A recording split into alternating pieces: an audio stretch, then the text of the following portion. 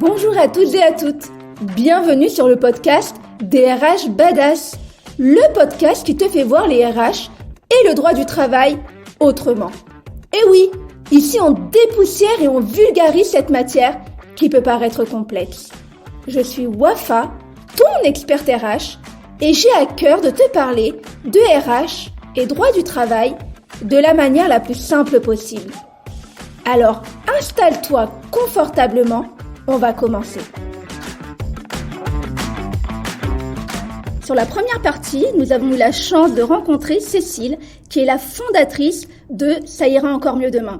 Et aujourd'hui, on passe de l'autre côté et nous avons avec nous Moncef, manager, mais également une personne qui a été accompagnée par CIEMD. Bonjour à toi Moncef, je suis ravie de t'avoir sur mon podcast et j'espère que tu vas pouvoir nous apporter plein de billes et des éléments qui nous montreront que ton accompagnement a été positif. Bienvenue à toi Moncef. Bonjour Wafa, merci pour l'invitation, avec grand plaisir. J'espère que je vais pouvoir faire la lumière sur ces différents éléments et vous apporter les billes qui vont bien. Pour commencer, j'aimerais que tu nous parles de ton parcours, le pourquoi de manager aujourd'hui. Dans les grandes lignes, pour être très synthétique sur mon parcours, j'ai une formation d'ingénieur, plutôt sur la production et méthodes industrielles. Du coup, dans mon parcours, sur les 10 premières années, j'ai essentiellement tenu des postes de chef de projet dans un milieu industriel. J'ai changé complètement de branche pour basculer du côté RH, que je ne connaissais pas du tout.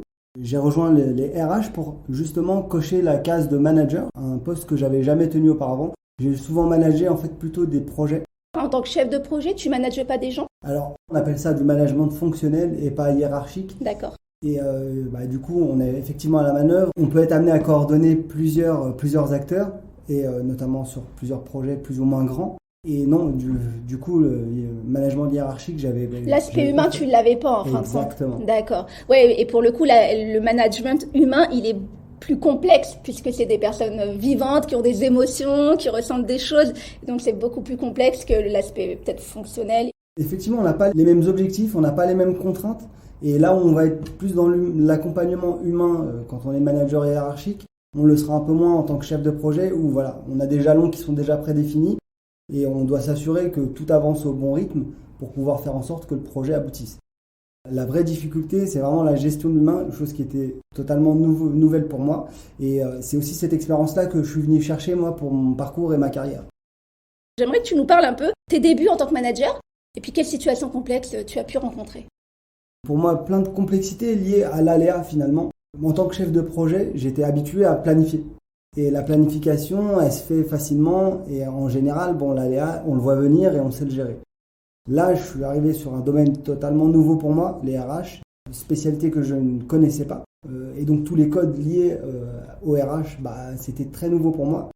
Dans le recrutement, avec un métier qui est relativement opérationnel, avec plein de choses qui se passent tous les jours, des désistements, des candidats, des sujets éthiques, des sujets avec nos établissements pour lesquels on fait nos prestations. Et donc voilà, savoir réagir à ces aléas-là, c'était pas facile en fait pour moi, sachant que je manage un pôle d'environ 24 personnes. Donc autant de complexité, chacun avec son expérience, avec son prisme, sa manière de voir. Et donc voilà, il a fallu s'adapter à tout ça, il a fallu encaisser un peu tout ça, toutes ces nouveautés et pouvoir les accompagner. C'est un bon début pour un manager de comprendre déjà qu'il y a autant d'humains que de complexité. C'est le premier pas. On est d'accord. Avec autant d'individus, tu as dû te retrouver, comme je te disais tout à l'heure, face à des situations un peu difficiles. Est-ce que tu en as une en tête ? Un sujet complexe que j'ai dû gérer finalement assez tôt dans ma prise de poste. J'avais le cas d'une salariée qui était en mi-temps thérapeutique, qui était totalement isolée, en 100% télétravail. Et du coup, dans le cadre de ma prise de poste, que j'avais jamais rencontré finalement, que j'avais beaucoup au téléphone, on avait beaucoup d'échanges. Alors, heureusement, c'était quelqu'un de très professionnel, quelqu'un qui maîtrisait son poste. Et donc, ça marchait bien en fait, le fait, malgré cet isolement, l'activité continuait à se faire. Mais par contre, la difficulté, c'est que du fait de son isolement, elle ne se sentait pas entendue. Surtout dans un collectif qui est assez conséquent. Il y avait des sujets qui la contrariaient en fait. Et moi, en tant que manager, je ne savais pas trop comment m'y prendre pour la réintégrer dans le collectif. Non pas qu'elle ne l'était pas, mais du fait de l'isolement, elle s'en était plus ou moins éloignée. Et elle le ressentait de plus en plus fort. Et du coup, je sentais bien qu'avec cette personne-là, le temps que je pouvais lui accorder et lui dédier n'était pas suffisant. Et j'avais pas forcément les armes pour pouvoir l'accompagner vers une réintégration totale dans le collectif avec sa situation actuelle. Et donc c'est là que j'ai tiré la sonnette d'alarme et j'ai fait appel à ma N+1 avec qui on a discuté de ce sujet-là pour voir comment est-ce qu'on pouvait l'attraper. Tu as eu quand même l'humilité de te dire je peux pas rester seule face à cette situation, je peux pas me maîtriser en tout cas, donc je vais quand même taper à la porte de mon N+1. C'était plutôt à l'initiative de mon N+1 qui finalement l'année d'avant avait eu son rendez-vous professionnel avec mon agent et sur lesquels il s'était mis d'accord sur une potentielle évolution, une fin de poste, c'était acté comme ça. Sauf que la situation fait que ça devient particulier parce que l'accompagnement que ça nécessite en parallèle ne peut pas être l'accompagnement normal. Et du coup, on a entendu parler d'ailleurs, on a eu la démonstration d'une démarche menée par CIUMD qui nous semblait vraiment pouvoir s'adapter à notre cas concret. C'est là que ma N+1 a eu l'idée d'un accompagnement avec CIUMD et c'est là qu'on s'est dit banco, on y va, on part sur ces modalités d'accompagnement. D'accord. Ouais, j'ai vu qu'ils avaient un genre de... On en a parlé pendant la première partie avec Cécile. Il y a un genre de box salarié, box manager. C'est plutôt intéressant et ça permet de travailler sur un terrain commun. Et puis enlever toutes les animosités, même si je sais pas s'il y en avait dans ton cas d'espèce, mais à un moment donné, quand ça va pas de part et d'autre, il y a peut-être des animosités qui apparaissent sans pour autant en vouloir à la personne directement.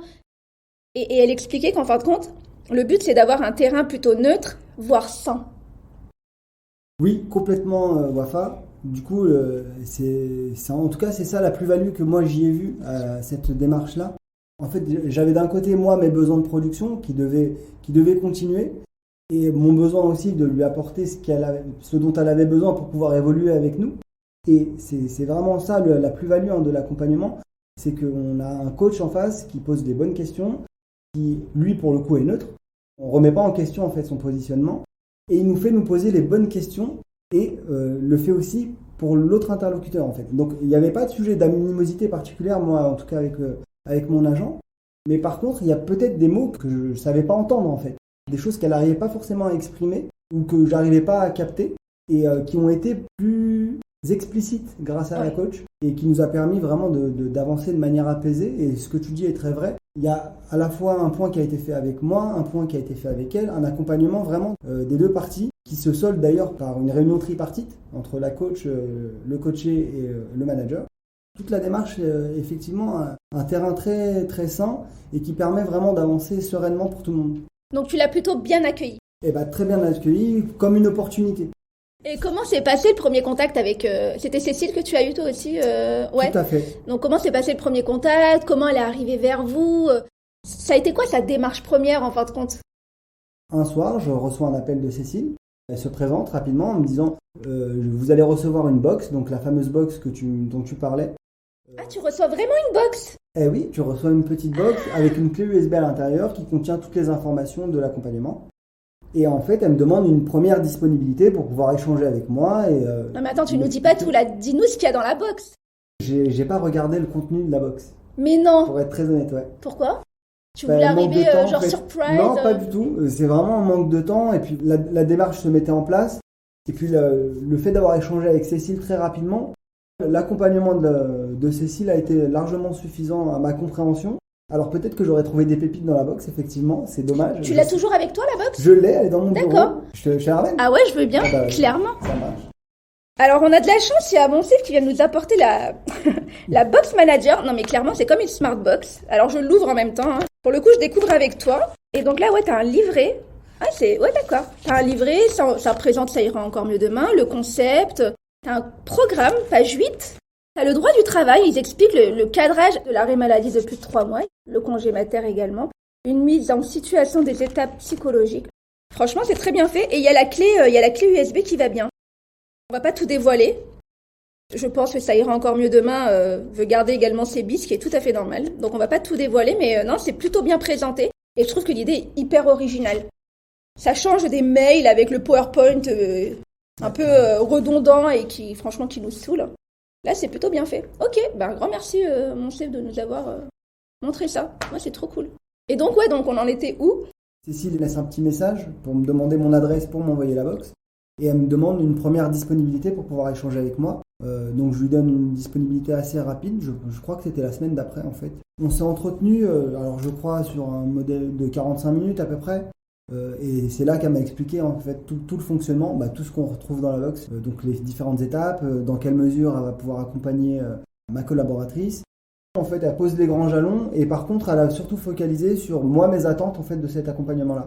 Et en fait, le fait de se recentrer sur qu'est-ce qu'on attend, ça permet quand même de se remettre en ordre de marche et d'essayer d'avoir un deal gagnant-gagnant et pas tirer que dans un sens. Quand il y a une personne à l'intérieur de l'entreprise qui veut faire entre guillemets le médiateur, il y en a toujours un qui se sent lésé en fin de compte. Alors que là, le fait que ça soit neutre et qu'elle répond à tes attentes quelque part et elle répond aux attentes de la collaboratrice ou le collaborateur, et ça fait la différence, je pense, et on se sent un peu plus en confiance. La prochaine étape, c'est laquelle ? Et l'étape d'après, c'est l'accompagnement qu'elle a avec la collaboratrice. Donc je crois que c'était sous des modalités de 4 ou 5 séances à raison de 1 par semaine. Et l'idée, c'est qu'on planifie déjà une réunion tripartite où on a l'occasion de faire le point et partager ce qui a été fait de part et d'autre, et aussi sur qu'est-ce qu'on attend maintenant qu'on est arrivé à ce stade-là, qu'est-ce qu'on attend des prochaines étapes sur l'autonomie, sur la montée en autonomie de l'intégration. Le modèle d'accompagnement dont on a bénéficié a été ajusté à notre besoin. Initialement, ça ira mieux demain, c'est plutôt pour des gens qui ont été éloignés de l'emploi pendant une période assez longue. Nous, c'était pas tout à fait ce cas-là, en fait. On avait quelqu'un qui était quand même resté dans l'emploi, mais qui, de par l'isolement, en fait, avait une situation particulière. Et c'est ça que j'ai trouvé intéressant dans l'accompagnement, c'est cette adaptation, en fait, à nos contraintes, à nos besoins. Et je trouve que la lecture qu'en a fait CUMD était la bonne en fait. Ils ont réussi à nous apporter ce dont on avait besoin pour notre cas à nous, quoi. Elle l'expliquait un peu, Cécile. Il répondait vraiment aux besoins. Et c'est ça qui était intéressant, c'est que parfois il y a même des box qui n'existaient pas. Et ils ont créé des box de par le besoin du client en fin de compte.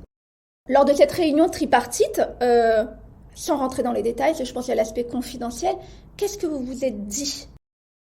On a explicité nos attentes à chacun, avec la coach qui était là pour reformuler si besoin. Ça nous permet vraiment de structurer notre propos et de voir dans quel sens chacun souhaite avancer et a une conviction pour avancer en fait.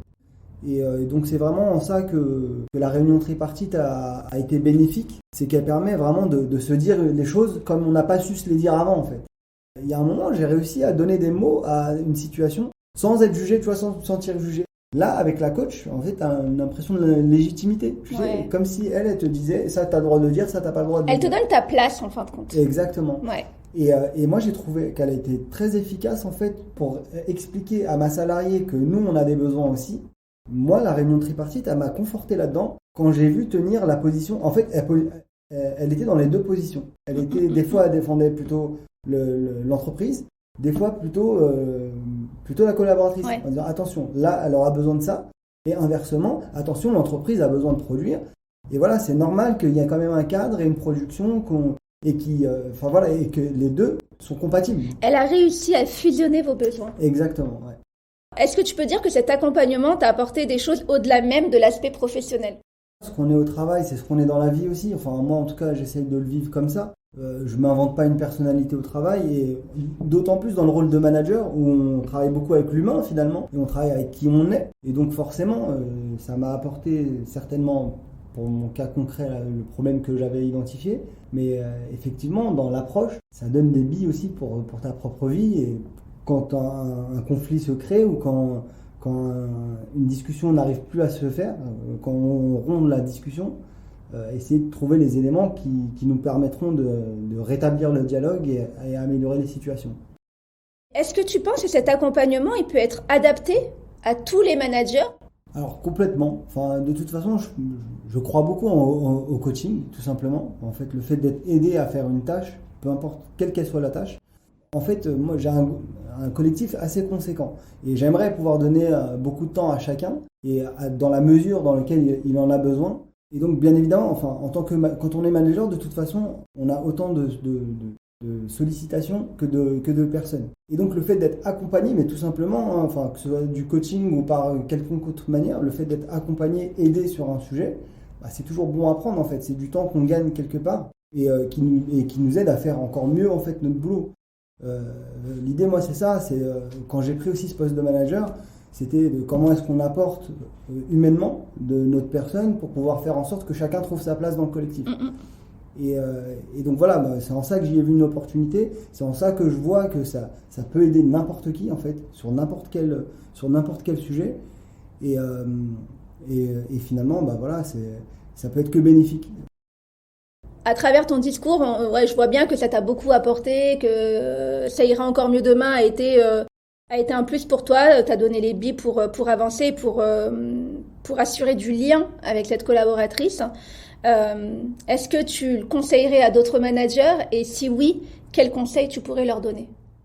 C'est un grand oui sur cet accompagnement. Enfin, vraiment, si vous avez l'opportunité de le faire, foncez. Ça peut être qu'un plus.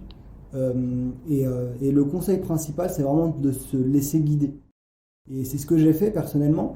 De toute manière, ne serait-ce que par manque de temps, voilà, j'ai vraiment pleinement fait confiance en la coach, mais qui m'a rassuré rapidement aussi en fait, sur sa capacité à prendre le sujet. Et vraiment faire confiance, se laisser guider dans tous les pas, elle vous donnera toutes les armes en fait pour pouvoir trouver les bons mots, pour pouvoir avoir la bonne position, la bonne posture. Elle reformulait souvent les propos qu'on tenait pour nous faire prendre conscience de ce qu'on voulait expliciter. Donc tu es convaincu par ça ira encore mieux demain, ce que ça t'a apporté. Donc pour toi, ça a été que du positif. Et j'ai bien compris le message que tu fais passer, c'est vraiment de se laisser guider, de se laisser aller quelque part et de se laisser porter par le coach de ça ira encore mieux demain. Et je te remercie beaucoup pour ton témoignage, Monsef. Ça a été un plaisir de t'avoir sur mon podcast. Merci encore à toi pour ton invitation, Wafa. C'était un plaisir. Plaisir partagé. Puis à vous les badass, je vous dis à très bientôt pour un prochain épisode.